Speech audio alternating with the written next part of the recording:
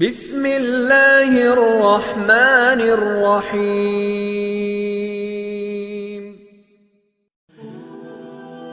حضرت عمر رضی اللہ تعالی عنہ نے یہود و نصارہ کو سرزمین حجاز سے نکال کر دوسری جگہ بسا دیا تھا۔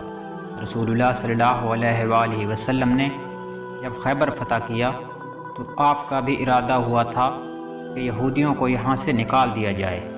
جب آپ نے فتح پائی تو اس وقت وہاں کی کچھ زمین یہودیوں کے قبضے میں ہی تھی اور اکثر زمین پیغمبر علیہ السلام اور مسلمانوں کے قبضے میں تھی۔